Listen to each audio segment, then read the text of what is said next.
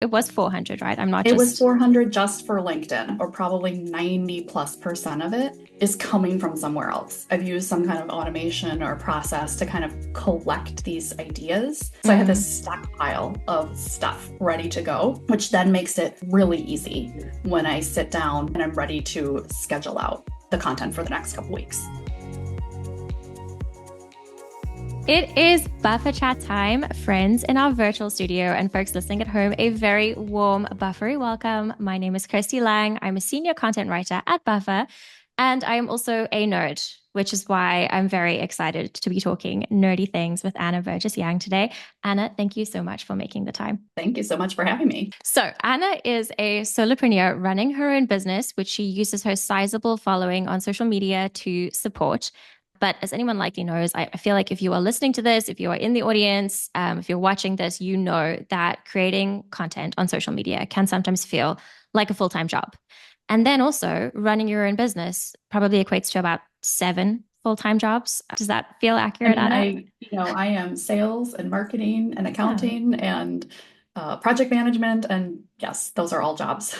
Yeah, exactly. And you're a mom as well, which I mean, I we could get am. into that here, but like that's a whole other 12 jobs as well. So to make all of this happen and to use her time efficiently, Anna is an absolute wizard when it comes to productivity system and workflows and tools, which we are going to get into today. And yeah, I'm so excited to talk about this because I have so many feelings. I love a new tool. So I think I'm going to leave here and like spend the next, I don't know, 2 hours signing up for new products and then not actually getting to my work, which is my productivity failing. But anyway, before we get into that, let's set the scene a little bit, Anna. So, can you tell us a little bit more about who you are and why social media is so important for your business? Yeah, so I am a freelance content marketer and journalist, and I specialize in financial technology, product-led content, and I mostly write for tech companies and also a few industry publications. And then on the side, as you mentioned, solopreneur business, I also create resources for other solopreneurs. So things about what tools to use, how to manage your time. And I really like to focus on the back end operations stuff. That's kind of my area of expertise because there are a lot of fellow freelancers and solopreneurs out there talking about, how to get clients and how to manage your online presence, which is really important, Yeah, and other things like that. And I don't think enough people are talking about, well, what else happens? How does this all right. run? And before I went through a career pivot a few years ago, I was a product manager at a tech company, which requires a lot of these skills that I'm talking about, Mm-hmm. managing products or projects and using tools to make work more efficient. So when I talk on social media in particular, that's what I focus on is using tools and automating things and really alleviating that solopreneur or creator workload. So, something that I feel like I reference this far too often in conversations with people, more often than is probably necessary. But you once told me that you had, I think it was something like 400 posts ready in your Buffer Create space. And I think, and you had done that with like automations and all of the various tools you use. And that is wild to me as someone who my content is severely lacking at the moment. So yeah, it just makes me excited to like dig a little bit more into exactly how you make that work. Is that right? It was 400, right? I'm not It was just 400 just for LinkedIn. oh, That doesn't even include my other channels. And that all of that, or probably 90+% of it, is coming from somewhere else. I've used some kind of automation or process to kind of collect these ideas so that I have this giant queue of potential content ready to go. It's not polished, it's not ready to yeah. publish or anything like that, but I'm just in constant kind of acquisition mode, if that makes sense. So I have Mm. this stockpile of stuff ready to go, which then makes it really easy when I sit down. I use Buffer, as you said, when I sit down and I'm ready to schedule out the content for the next couple weeks. Let's get into that. Let's talk about your so I know you post really regularly on LinkedIn. Am I right in thinking it's like twice a day now? 2 or 3 times a day, depends on the day, every 7 days a week. I mean, all those 400 posts have to go somewhere, right? Yeah, That's they do. no, that's incredible. Otherwise, it's just waste, right? Yeah. Right. I struggle so much to just even like 3 times a week sometimes feels unattainable to me. And I feel like I have less on my plate than you do. So, yeah. How did you land on that cadence and why? And you've stuck to it for quite a while now. So, I really started taking LinkedIn seriously back in 2021. So it's been a while. Mm. And I had changed careers. I had left fintech and gone into content marketing. And truly, my only goal was to stay in contact with people from my prior industry. So it's kind of like, oh, I'm like your Christmas card that updates people on what you're doing. That's what I kind of did as. So I was only posting once a week. And it was really just whatever popped into my head on Thursday morning. That's what I did. Then I had a post very unexpectedly go viral. It hit almost 4 million views. And What? yeah, Wow. and What was it about? What what was it about? I need to it just was pull on this about thread. it was about the Great Resignation. And Okay. I that love that. my Yes. my husband had been ordered back into the office at his tech job, Hmm. and his response to that was no. And a few weeks Fair. later, he got a new job. The market was very different at the time, and he was able to Mm. get a new job very quickly. So it was just kind of, you know, our life and having 3 kids, like we both want to work remotely. We need that flexibility. That was it. I mean, it wasn't anything I was expecting to just pop off the way that it did. But anyway, after that, I obtained a significant number of new followers. And I was like, okay, I guess I should post more often. So, This is cool. Can do something like and I this. also, I'd been watching on LinkedIn for a while, and I saw that people in the marketing industry in particular were really big into building a personal brand. And at the time, I had no idea that I would end up being self-employed, but I thought there's no downside to being recognizable or having, somebody can look at Yeah. my profile and know who I am. So I started to up it to 2 times a week. And that's the time I started to really build processes and systems to make that more sustainable. Mm. So quickly, I got up to the point where I'd collected enough that I could start posting 5 times a week, every weekday morning, and then it's just kind of built up from there. And now I post kind of a variety. So in those 2 or 3 posts a day, I'm posting, one's a text-based post, one's, an image that I created in Canva, carousels, videos. So I'm trying to vary the content to hit different types of people and kind of have a system in place for that, knowing like what time of day I want to post different content. Yeah, I love that. And something you've said unlocked something for me, not unlocked, but I think that you've hit the nail on the head here is that you needed to almost collect content to get to a place where you can keep up that cadence. And then kind of once you've got to a good place with that collection, it's a little bit easier to kind of keep that jar topped up, for want of a better word. Because I think something that I really struggled with when I did a couple of months back, I did an experiment where I posted on TikTok every single day. And I did have a little bit of a buffer, excuse the pun, there for just to kind of get me started. But in the end, I felt like I was chasing my tail and it was exhausting, kind of arriving on the day, whatever popped into your head at the time is kind of like, okay, I've got to maintain this consistency. And on a platform like TikTok, that's incredibly important. So, how, very convoluted way of asking, how did you get to a place where you had enough? What systems do you have in place that you kind of keep that jar topped up?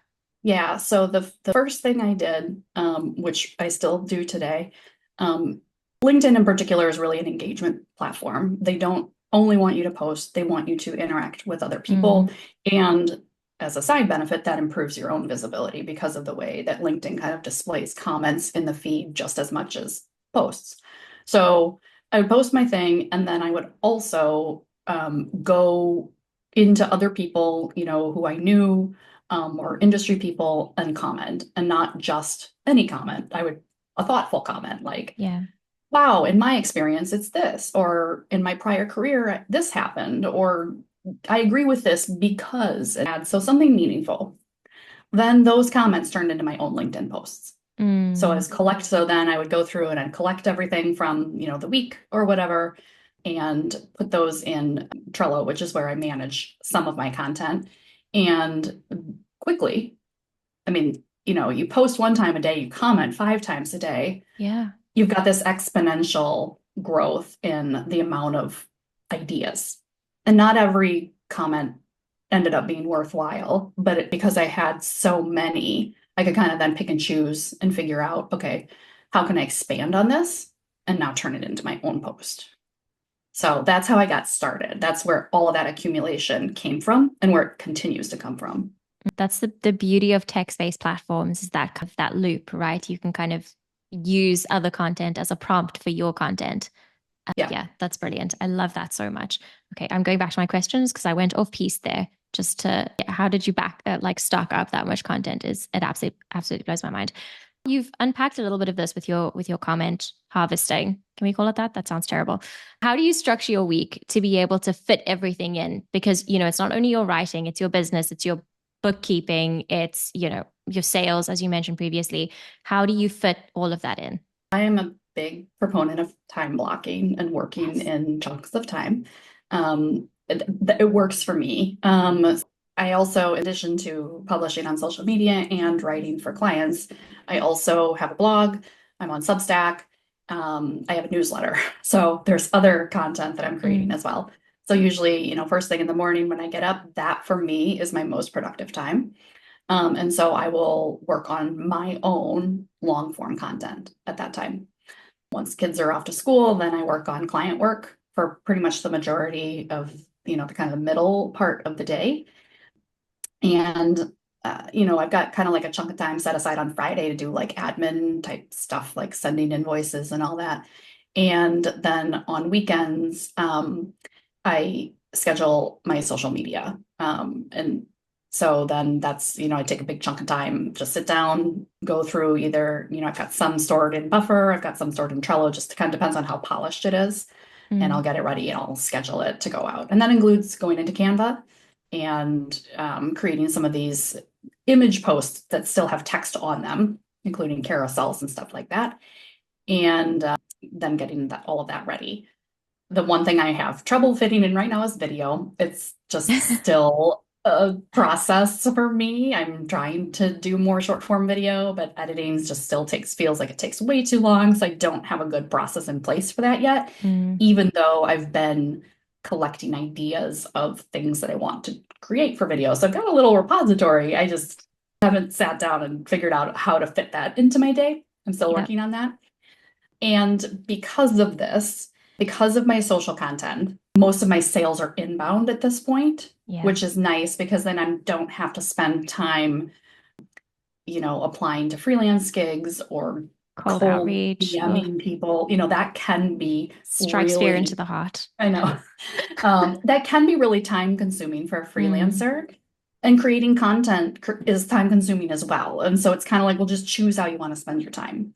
For Yeah. me, I prefer to spend my time creating my own content rather than doing cold outreach. So, then that kind of fits into that sales marketing piece that I have to do to run my business. Yeah, that makes a lot of sense. Playing to your strengths and also probably a lot more pleasant just to kind of cast a wide net with some great content rather than kind of just pop up in people's inboxes. Like no shade to people who do that. I think that is Yeah, very it's a different necessary. style, it's a different Yeah. preference, it's what you're comfortable with. And yeah, posting my own content is better for me. So Yeah, I mean, I have to do that quite often, actually. Now that I think about it, just getting podcast guests. I'm pretty sure that I was once a cold LinkedIn message to you. And now we're acquaintances, friends. we're friends. Yes. We're friends. Okay, yeah. I get parenting advice sometimes from Anna, so I think that makes us friends. Okay, so let's get a little bit more into the weeds and talk about tools and automations. So I know this is a big thing that we could talk about for hours. So let's talk about the ones that you could not do without. Well, Zapier runs my life in the background Mm-hmm. because that is controlling a lot of my collection process Yeah. and getting different ideas into different places, if that makes sense. So I'll give an example.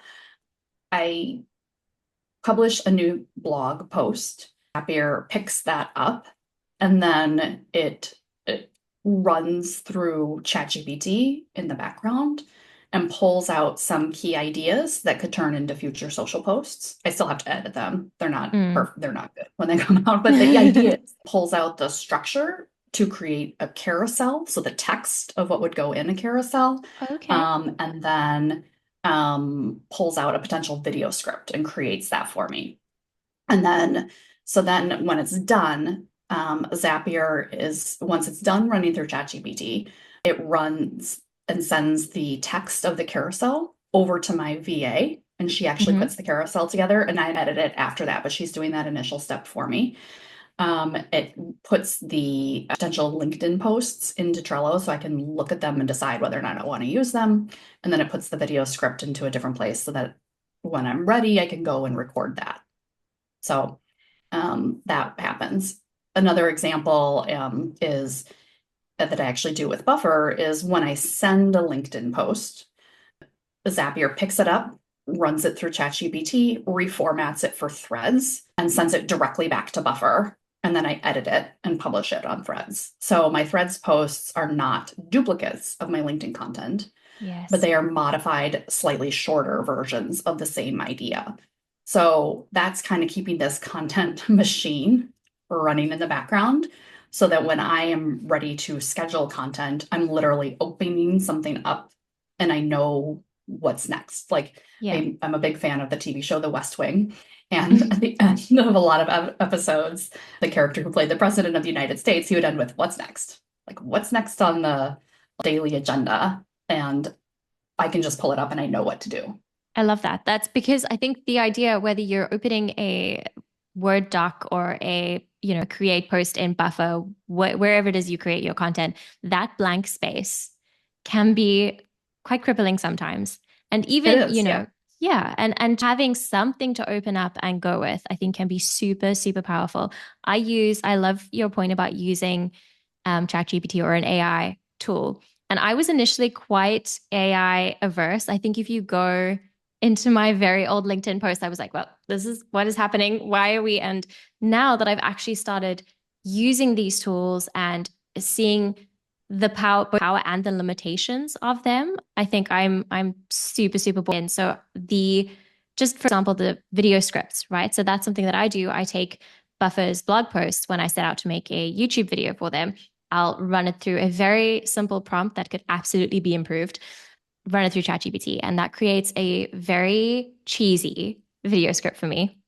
And I will scrap everything. I will rewrite the whole thing. But having the structure and having just, okay, pause here. So there are a lot of little things that I can keep. And just having that springboard to start with is so, so powerful. It saves me a good 2 hours of work. I think just like second guessing myself and umming and ahhing, even what you mentioned about pulling longer form content into a carousel, that's something that I find really hard. So, because I'm It's a time words person. consuming. Yeah. So like trying to I mean, I'm babbling now. So like trying to condense my thoughts into kind of, such a tiny space where you're going to have typography or whatever the case is. That is so tricky. I love that. That makes a lot of sense. Okay. Any other tools so we've mentioned Zapier, Buffer, ChatGPT, any other tools that you think creators need to be exploring? I think a project management tool. So I use Trello as well. Yes. And so there's a different, I store some in Buffer and I store some in Trello. And the difference between the two is kind of how polished it is. Okay. And that just helps me. So for example, Trello is also storing, ideas for future blog posts, so it's sometimes nothing more than like a thought, there's nothing there yet. Yeah. Um, and, future newsletters and Substacks and all that. And also very unedited social posts. And Buffer, I'm sending things that are more polished and just need a little bit of tweaking before they go out. And my VA puts things directly in Buffer. Like when she creates images in Canva, she puts them in Buffer, and then I just need to like review them and schedule them.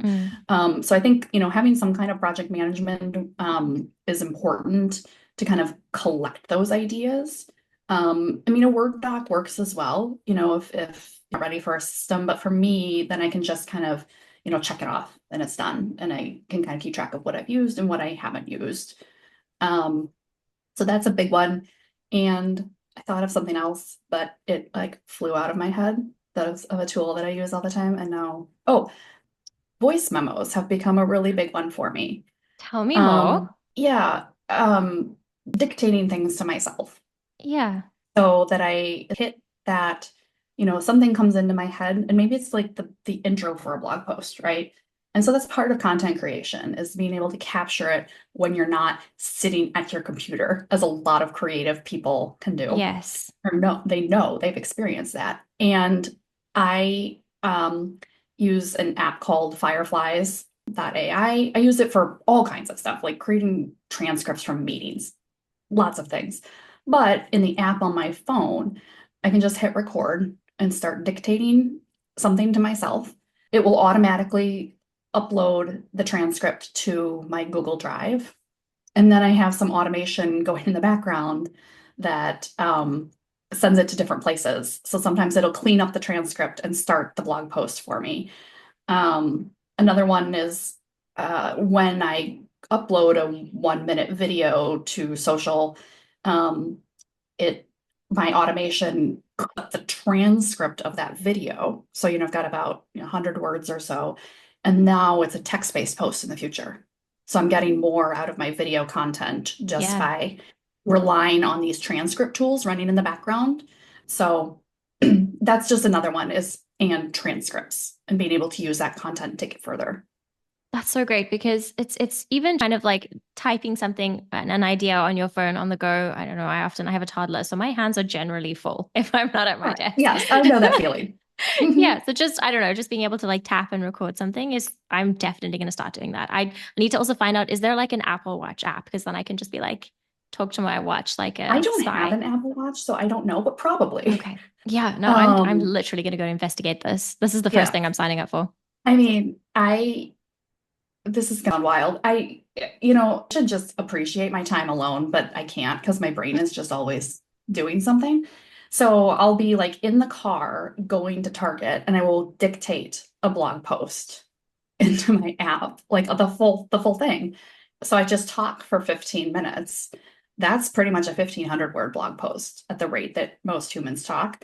And then I've gotten good enough now where I can just kind of polish it after the fact and now it only took 15 minutes to record. I mean, it still takes quite a bit to polish, but it gets That's me started. incredible. I'm going to try dictating a blog post just to see if I can do it. Like if I can organize my thoughts enough for it It to be takes it coherent. takes some work, like it does. It takes practice, like to know how to dictate to yourself. And Mhm. so when I'm doing that, I will even say next section. And so that I know that that's Okay. where I should put a header or something like that. And then my automation is running it through ChatGPT in the background once the transcript is done. And ChatGPT will put the section headers in there based on what I'm saying, as well as clean up the transcript. That is crazy. Have you done, I have not seen a post from you on this before, and I feel like this would make, I mean, on my like never ending yeah. list of things Well, to write okay. is So you know what you can do? You'll have this recording, and then I'm sure, in fact, it's probably already been transcribed and like transferred to Buffer or Trello or the cloud. The one thing that I did want to ask you, Anna, before we close out is I love tech and tools, but I'm still quite intimidated by the idea of automations. What advice could you give folks like me who aren't really sure where to start? I would say don't start with probably anything that I mentioned here Okay. because I mean, if you don't know what to do, it can be intimidating because you don't quite Mm, know how to put something together. yeah. So I would say start with something really, really basic. And so I'm trying to think of an example of something that I'm doing that might be kind of on the more simple side. A really good one is I've got a bunch of automation running in Buffer based on different Buffer tags. And so that's kind of like reminders for me to reuse that content again. And so that's a really easy one, like send a LinkedIn post with a certain tag, do this with it. It might be add it to Trello to do something else completely different later. That is Um, genius. and yeah, so like I've got this giant chart, I'll have to send it to you of like how all of my different buffer tags are doing different things because there's a bunch of them. But that's a simple one. Like I want to take this post and maybe I want to turn it into an image for Instagram. And I need to create that image and it's going to be in the future. But you could just, say buffer with a particular tag, dump it into your project management tool. That way you remember to create that Canva image later. Running it through AI and something it's a couple more steps. So I would say, don't start with something like that until you kind of have mastered a simple Yeah. one. And And you can put this in the link too. I have like a website with tutorials that sometimes show like exactly if you need step by step, here's how to do it. Okay, that YouTube channel that we have spoken about before. I think this is this is what we need. And that just to confirm, like the link, the tags in Buffer, you use Zapier, and that's what you set up with Yeah. the. Okay. So yep. So when a LinkedIn post goes out with a particular tag, Zapier picks it up based on that tag and then does different things with it depending on what the tag is. So like, in my example of send it to Instagram, basically if it has a particular tag, goes into Trello so that I know later, okay, now I need to open up Canva and do something with this to create an Instagram post. I think this might be the best use of tags that I've ever heard. I love tags because it makes things look really pretty and aesthetic in my in my calendar. But and it just helped me organize. But I mean, that's my primary concern. Now you've blown this out of the water for me. Okay, some amazing questions from Laura and Sabrine. So Laura wants to know, when did you know you were ready to hire a VA, and what is the biggest benefit that makes a VA worth the cost? I hired a VA probably about 6 months ago, maybe, um, when the stuff I was doing wasn't the best use of my time. So I kind of did the math on how much do I earn per hour doing client work and the stuff that I get paid to do, and how much does a VA cost? It's less. So my time is better spent on stuff like long form blog posts for myself or Yeah. client work. And my VA can do some of this, based on my automations. She can prep it. I'm still like doing the things and checking it and all that. But there are some that are pretty straightforward. And there's a very specific process that she can follow to know what to do to prep these posts for me. And so it was kind of busy work, Yeah. because of my processes and my systems. It was kind of busy work for me, and that was a good fit for somebody else to take over. Same with, I use Airtable to keep track of everything I've published on the internet. And most of it is automated, but there are a few little things that kind of need a human intervention. And so same thing, she's able to do that. But I mean, I did it myself for a long time. I automated until I couldn't automate anymore. At that point, the only thing left was human work. And so the point to hire a VA is, basically that your time, that you're going to gain a lot from that free time, and that you're earning more, or at least the same, as what you would Mm. pay a VA. Yeah, that is crystal clear. I love that. So basically, you ran out of automations, is what I I heard. ran out. All I right. could not do it. No. There were some like, decisions like that needed to be made, or it just wasn't possible. And so, you can't automate much with Canva, for example. Like Canva just doesn't Yeah. work. And so, but it's just basically stick this text onto a Canva template that I already have. If I could automate it, I would, but I can't. So, my VA can do that. I love that. And also, you've just triggered so many things for me that I would love to hand over to a VA. I spent, I think, almost 3 hours last week creating because I can't animate. So I made like a little timer graphic for a YouTube video, and I had to make it in individual slides. So I needed like a 30-minute timer. So that was like 30 different slides, and the little progress bar was a graph, and it was a whole thing. Yeah, there's no AI that Yeah. can do Yeah, like these. my VA creates like the cover images for videos that I put out, because it's just like there's just templates for them. Yeah, And so, just adding it so that when I post it on Instagram, it's got a nice cover. Well, she can do that. Like I did the yeah. video and I did the video editing, but she can create the little graphic that goes on it. Yeah, that makes so much sense. I love that. Okay.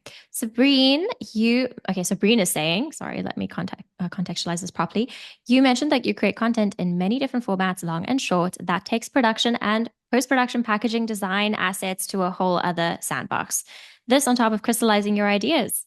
I am mind blown. Oh, that's nice. How do you bring it all together, even outside of automation? Because at the end of the day, you still have to do all the thinking. I mean, I do talk around, what I would call like a content pillar, right? There are certain topics that I talk about frequently, like I mentioned, solopreneur operations and things like that.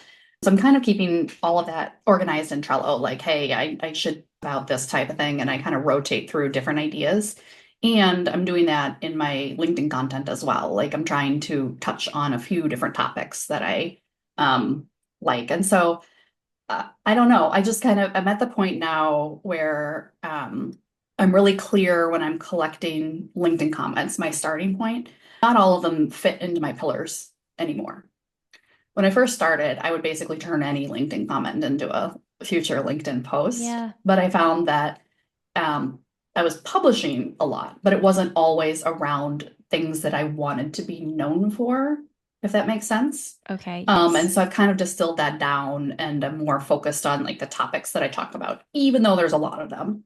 I'm a multi-passionate person. I like a lot of Oh, things, and I'm fine with talking about a lot of them. But in the background, I also think about kind of this ecosystem of who is following me, what do they want to hear, and not everything I say is going to be for everybody, but I do try to circle it back to these different buckets of things that I'd like to talk about. I don't know if yeah. that really answered the question, but Yeah.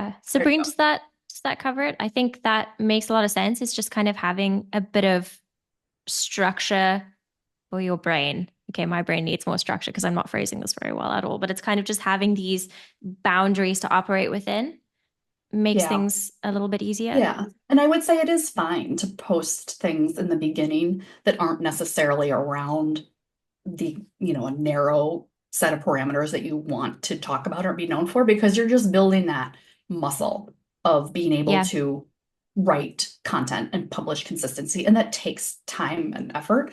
And so that's fine. Just turn every LinkedIn post into a comment or take nice. every comment and turn it into a LinkedIn post. Do Yeah, that. And then when you get a really good repository, and then you can start being more picky and saying, okay, so I commented about customer service because I managed a customer service team for years. And so I used to post stuff about that. But that's not really related to my client work. It's not really related to appealing to solopreneurs at all. So now I can kind of filter that stuff out and be like, all right, I made a comment about it, but mm, it doesn't really fit with who I am. yeah. I like that because it kind of connects with what you said about hiring your VA, right? Is the most productive use of my time. So this is going to take, I want to do this comment or I want to leave a comment, I want to create this post. Is this ultimately going to serve me if I spend an hour doing this? And if that's not the case, I think filtering that stuff out, it's a difficult skill to learn, especially when you enjoy some of the stuff. Like for me, I love some of the Canva busy work. And, as much as I moan about spending 3 hours creating a graphic, I actually loved it. But was it the best use of my time? Probably not. I'm really sorry, Haley. Haley's my manager. For anyone listening. Okay. I've rambled enough. And we're pretty much at time. Is there anything else that you feel like we've missed in this conversation that you'd like to add? Just to go briefly touch on what I just said, that to really see that it is a muscle that you have to kind of build up, Yeah. and it does take longer in the beginning than it does later. I mean, even if you've got this great repository of stuff and you start getting it into publishing content, it does not take me very long to kind of create, fill up my buffer queue for the week or for 2 weeks or stuff like that. But in the beginning, it takes longer. But what you said earlier about not staring at a blank page, that by itself is such a huge time saver to be able to pull from something else. So at least now you're just editing and not thinking, if that I makes love that. sense. And so, um, and then you just will get faster at editing and being able to know like, okay, I use a certain structure with most of my LinkedIn posts that kind of all follow, a certain look and feel and use of emojis and things like that. That just becomes easier over time. But at least I am starting from an idea rather than starting from nothing. Yeah. And to your points about building that muscle, I think it's a really nice note to end on that. If you're an early stage creator, you're just starting out building your personal brand, whatever platform you're using, the work that you are putting in now, you're building the foundations to make it easier. So it's not always going to be this hard. Now is as hard as it's going to be, right? If you're just starting out. So yeah, that's an Yeah. encouraging note for me to end on here. Okay, Anna, it has been wonderful. Thank you. We will, of course, include all of your links and handles in the captions and show notes. But if people want to find you immediately, where's the best place to go? So LinkedIn is my primary platform. Anna Burgess Yang. I'm pretty easy to find. There's only one of me. And also my website. I've got like a free resource, like tools solopreneurs need. And so I list out like all these different tools and newsletter and Substack and blog and all that fun stuff. So that site kind of just hosts everything. Yes. And also, I forgot to mention, Anna has an amazing article when I reached out to her about the show. She was like, I literally just wrote an article about this. And we will link to that in the show notes as well. It is a much deeper dive into some of the things that we touched on here. So, with all that said, if you enjoyed the show, please be sure to pop back here soon. We have some equally amazing guests lined up in the coming weeks. So, do keep an eye on Buffer's social channels for that. Thank you so much, Anna, and bye, everyone.